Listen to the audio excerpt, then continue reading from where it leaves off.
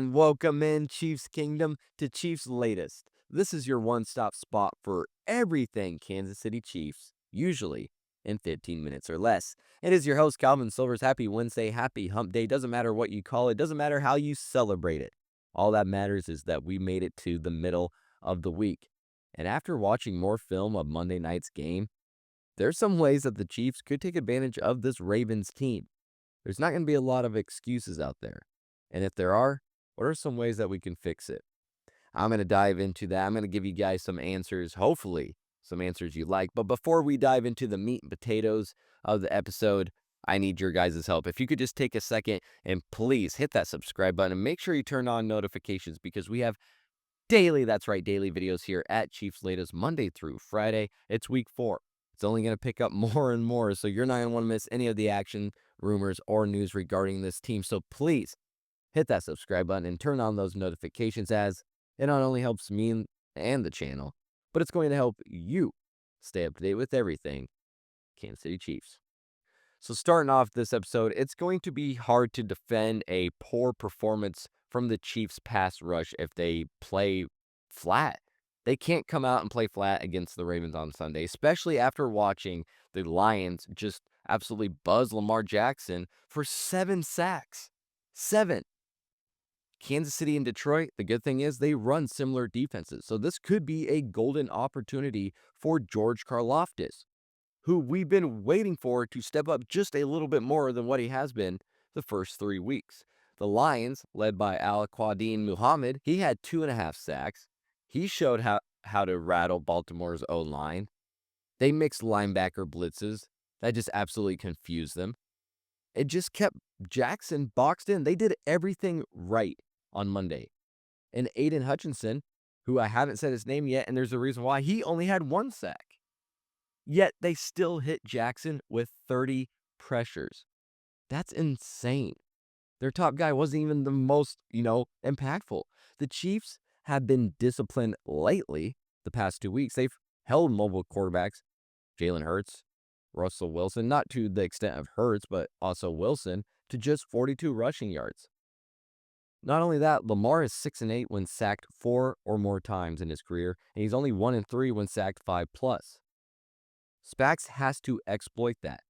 But our own pass rush, who's stuck at 7 sacks right now, it needs to step up. It needs to take advantage of this O-line that's been exposed.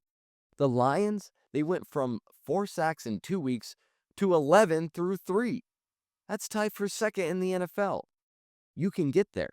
If Karlaftis and this defense, if they don't match that intensity, I'm not saying they need to get 7 sacks, but if they can't 3 at least, we may have to shop around for some help because we got to get to the quarterback at least a little more than what we have been these first 3 weeks.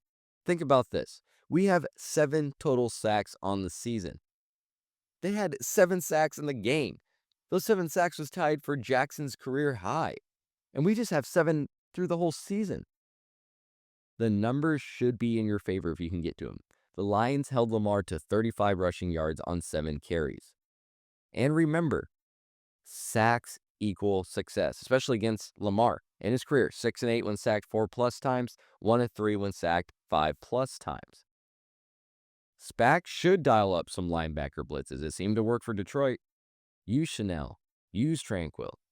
Have a similar approach to the Lions while Karlaftis, have him stay disciplined in his rush lanes, and you should be able to keep Jackson in a box. Put a spy on him. Pair Jones interior push with Karlaftis on stunts. Get that exposed O-line of Baltimore's. They crumbled under pressure. We have to take advantage of it. So I'm intrigued for this matchup. I'm intrigued if the Chiefs pass rush can bring some heat like Detroit did. If not, we're going to miss a prime opportunity to disrupt Lamar and the Ravens and set them at 1-3. So if we come out flat, we might have to seriously get some help. And a possible name we could turn to, see what I'm doing here, folks? That would be Arizona's Dante Stills. He's going to be a low-cost but possible high-upside fix. The Cardinals have stacked their D-line. They have big names. Justin Jones, Bilal Nichols, Darius Robinson, Calais Campbell, Dalvin Tomlinson, Walter Nolan. Yeah, is he ever going to stop? So that leaves Stills as a second stringer.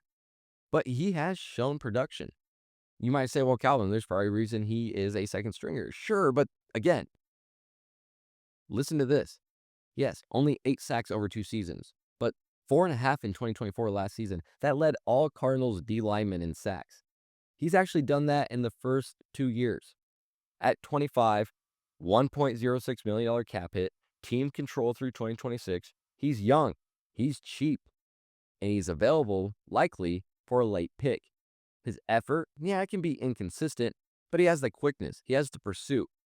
It would make him a solid rotational piece for this pass defense.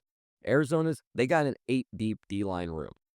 When healthy, of course. Yes, they're dealing with some injuries, I get that, but he's still second string even with these injuries. So they're not going to miss Stills in a trade, especially when that whole room is healthy. Last season, 4.5 sacks, 42 tackles, 20 solo, 1 pass deflected, 1 forced fumble.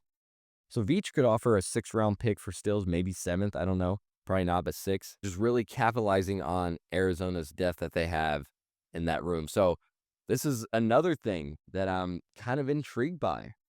It's not a big rumor out there. It's not the biggest name out there, but it's a budget-friendly option. It would be a nice little boost to our just defense overall, our pass rush, our run stop. But would it be the immediate impact that we need? That would be my worry. We don't really have time to develop. His sack production, cheap contract, I think it at least warrants a look, but I wouldn't put too much stock into that. But that's not the only thing that the Chiefs could take advantage of on Sunday.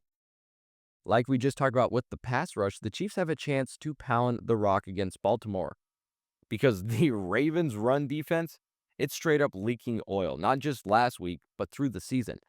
The Lions gashed them for 224 yards. David Montgomery, he dropped a career-high 151 yards on just 12 carries.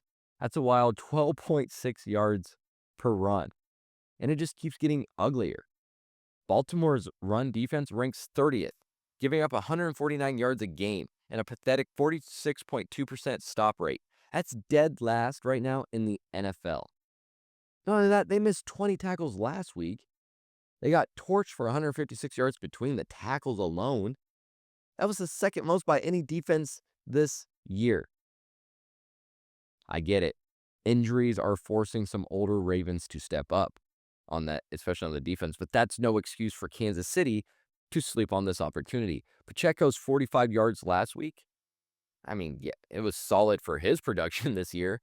Rashard Smith, he had some juice on a very, very small sample, but we need to exploit this matchup like Detroit did. But yes, I get it. I know we don't have the type of running backs that Detroit has, that the Lions have. I totally get that.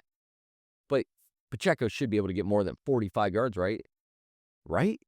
If we can't get the ground game going against the defense that has been struggling all season, dead last in the NFL, it's time to admit that our backfield lacks the explosiveness because people have been arguing. Is it the line? Is it just the explosiveness of the backs? What is it? Is it the play calling? I think if you can't get anything here, it is for sure an explosiveness problem. We can't hang with the big dogs, and we might need to look elsewhere. On 2 of his carries combined, David Montgomery totaled 103 yards, including a 72-yard burst. They're giving the big plays away.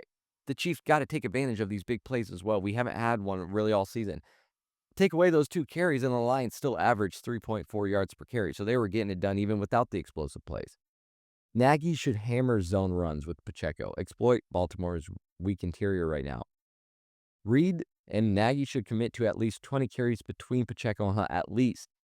Control the clock. Keep Baltimore's offense off the field. Yeah, well, Lamar got sacked 7 times. He still had 3 touchdowns. But seriously, what is going to be the game plan to attack this crumbling run defense right now? And if it can't deliver, once again, it proves that we need a serious upgrade in the backfield. So who could we turn to in case that happens? Well, let's go ahead, call the New York Jets up and see if we could get Breece Hall. because he could be the answer. He could be a nice splash for this room. New York, they're sitting at 0-3. Hall's been constantly involved in trade talks, including this summer. I swear he's been in trade talks his entire career. Now he's in the final year of his rookie deal, so it makes this trade possible, especially at a $4.3 million cap hit. Hall's got that straight line speed, but the nice thing is that he isn't afraid to run through defenders. He isn't afraid to go through the tackles. He's got solid vision. He's got that big play burst. He's a 3-down back who catches well out of the backfield. His production's been inconsistent, however. 100 yards in one game this year, but after that, just 50 yards on 19 carries. It's not good.